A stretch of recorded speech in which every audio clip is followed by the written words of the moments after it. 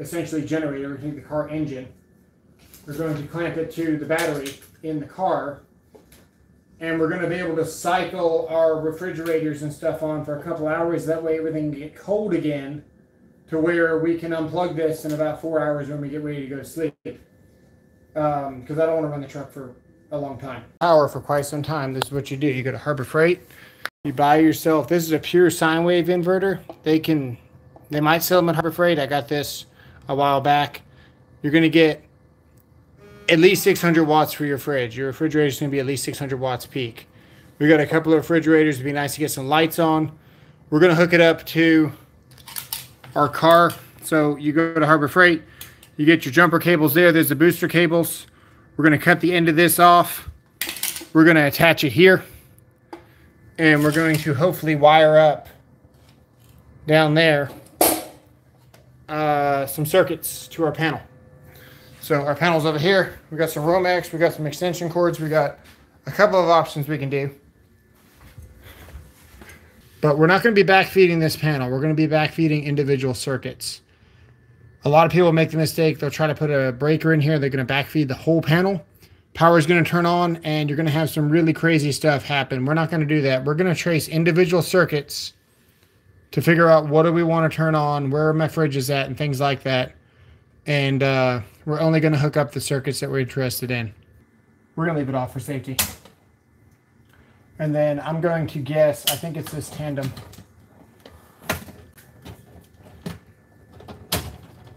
We'll pop this off. There's no way we can get shocked now because the electricity comes from this panel. So we're actually safer messing in this box right now than trying to backfeed this box. That's really important to know. Turn our toner on now. What's great about this toner is that it uses AAA batteries. So in the wild, it's hard to find 9 volts when you're in the middle of nowhere. AAA's for the win. And you're going to see here, we're going to dial this in just like we always do. We're toning with this light here. You're going to see where we don't have that light on yet. Jonathan says, I hope he shut off the main breaker or you're going to barbecue a lineman.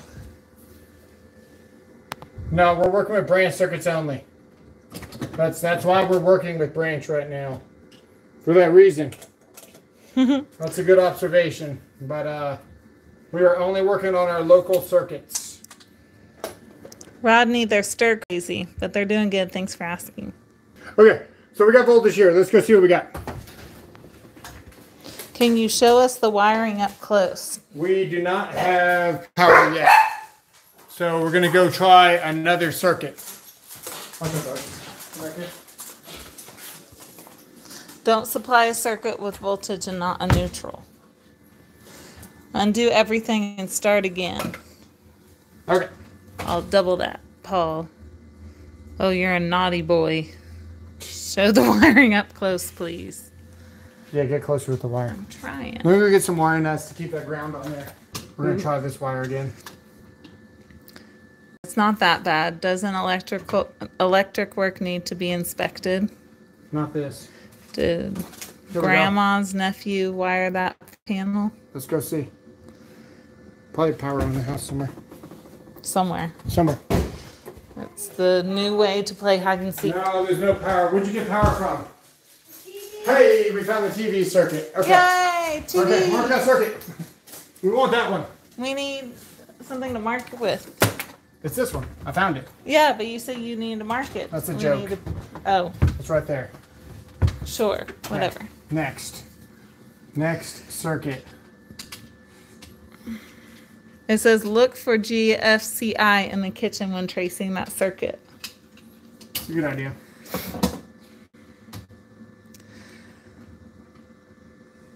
Thomas, stop doing everyone's wiring, please, man. Okay, let's see here. What do we got?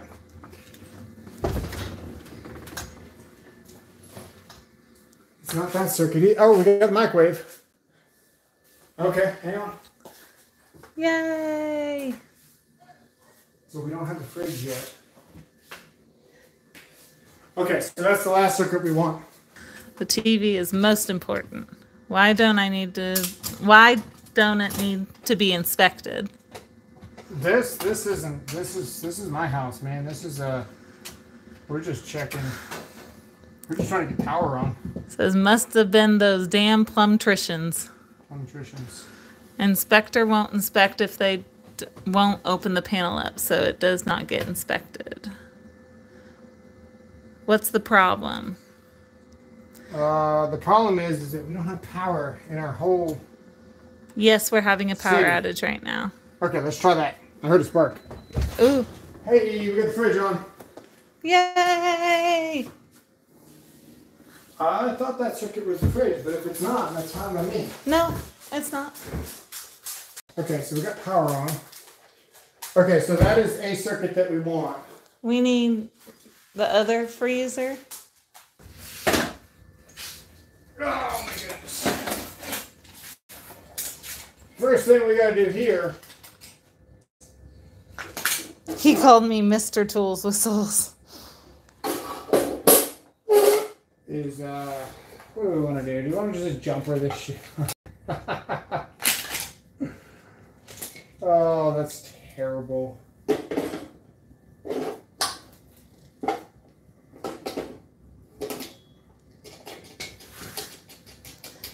Have a kiddie pool to fill up for portable water and flushing toilets. Nope. Luckily, we still have water.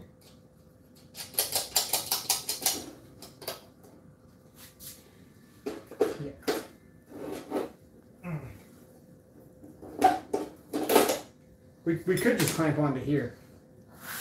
What does that look like? Dangerous. But I got electrical tape. It'll be fine. Let's leave it on there. Are we gonna leave it on there? So how many watts does it take to run your whole house from solar? Well,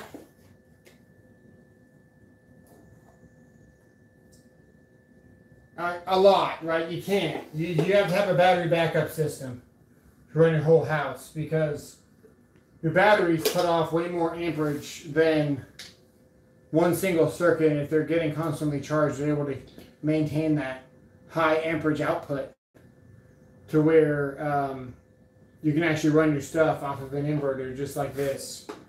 So what we're actually doing is we're going to take the car, essentially generator, we're going to take the car engine, we're going to clamp it to the battery in the car, and we're going to be able to cycle our refrigerators and stuff on for a couple hours. That way everything can get cold again to where we can unplug this in about 4 hours when we get ready to go to sleep. Because I don't want to run the truck for a long time overnight. So you got to have a battery system. There is not enough solar to just flat out run your house. That'd almost be impossible. You'd need a lot of freaking solar. And you're still going to have a battery regardless. Like, you're going to have to. You can't just run it straight on solar. Do you have what's called a bluet? Look how nice this looks. Solar a generator. Blue Ready? Yeah, that's what is that? Eco River over there. I think we're gonna do this. I'm not proud of it, but you know, we got some wood here. Just make us a little wood sandwich right there, right next to that nail. That nail will keep that wood still like that, like this. And then we're gonna get that bag behind you, please.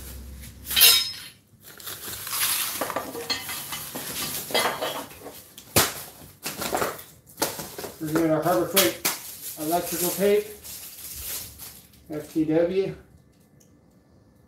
CG says, are you an electrician? Yeah. You're going to burn up your alternator. That is possible, because last time I did this, I ran it on a Tundra. But I don't think so, because we're only going to be running like 600 watts. Potentially. I don't think so. I think if you ran your stereo at 1,000 watts, right, on an amp, for 4 hours on a drive, it's kind of the same thing as running a 600 watt refrigerator for a couple hours, enough to let the compressor cycle a couple of times, and So what we've done here, we've gotten our fuel for our future fire good and ready with the wood here. This is how many years experience? 2007, so whatever that is. What state are you licensed out of? Texas. With a real license, not a Cracker Jack. Not a Cracker Jack one. Soul says he is an electrician and he knows what he's doing. As I clamp battery cables to an inverter. Oh man. We need more wood for safety. Can we?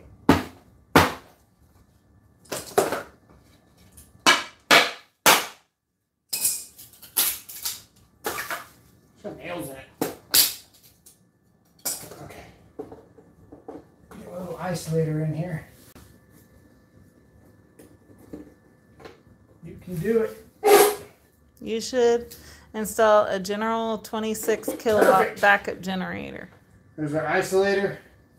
I don't want to fall on that in the middle of the night. Perfect. Okay, so we got our wood isolator. I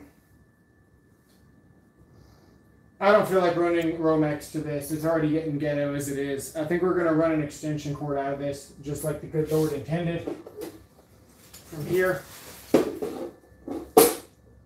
like this, we are good and insulated here. Can the inverter handle the inrush current from the refrigerator? Yes, this can. This can handle the inrush of motors. So whenever the power went out and it was really cold, I temporarily rigged this thing up to my heater. So this thing will run, a 5-amp fan.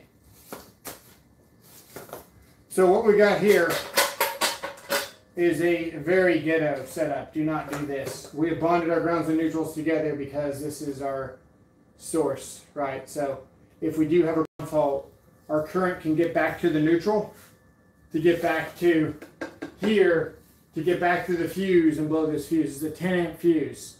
So we're running 20-amp wire on a cord. We're probably pushing maybe 15 amps max on a 20-amp cord. But we're protected with a 10-amp fuse here. And it's better than nothing. I could rig it to that temporary panel and be that much safer, but I think we're going to be okay here. So we've got our disconnect here.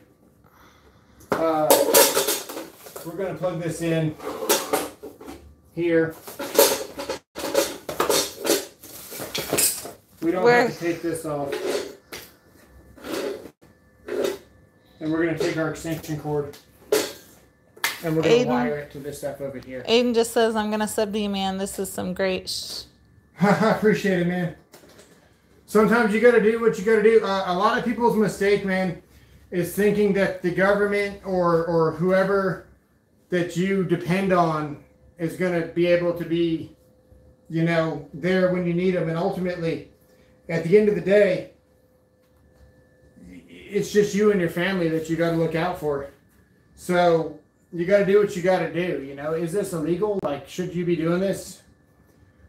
Not permanently, but when they maintain my power and they can keep it on 24/7, 365, I'll have a different outlook. But my power's off right now and all my food is spoiling, So this is what you got to do. Was that power from your backup battery? Oh yeah, we got power. Okay, so we got to find the remote that tells me all the readouts and the outputs and stuff, because the remote turns this thing on and off. 0 volts, 0 hertz. That's a pure sine wave inverter. So we're not going to get a, I'll draw the sine wave in a second, but instead of it being like squares, we're actually going to get a nice sine and that's going to allow variable speed for some motors. So if you plug in a non-pure sine wave into some of these direct drive specialty refrigerators and stuff, they don't like it at all. So you want to make sure that you've got a pure sine wave on your inverters for sure. Yeah, see, it's not complaining.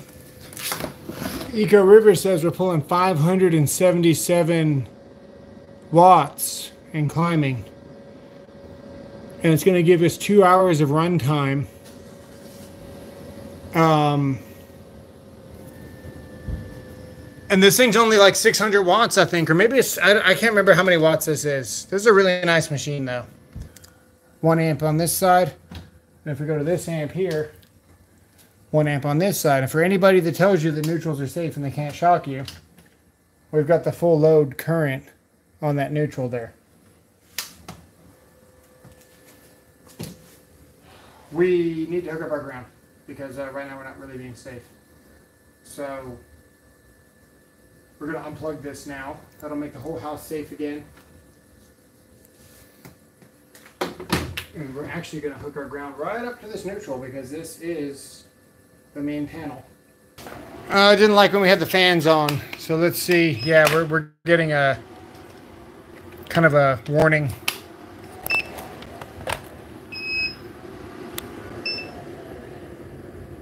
Pulling 9 amps. We're cycling right now. Let's turn that off for a second. We had this and we had these lights on. And those right there, you can see where they're dimming. See where they're just not happy, you can hear it beeping. So that's what was going on there. That'll do. We'll have to take turns with the fridges. So what we're gonna do, we're gonna take turns with the fridge. Each fridge is pulling about 600 watts each, which is about, call it 2.5 to 3 amps every time the compressor turns on. So yeah, exactly. You got to unplug 2 and just switch them out. Yeah, exactly. That's what we got to do. Well, there you go. If you missed the beginning of this, we did some pretty awesome. We got the Harbor Freight duct tape with the alligator clamp hooked up to the. We connected to our Wi-Fi. When I turned on the router, stream ended.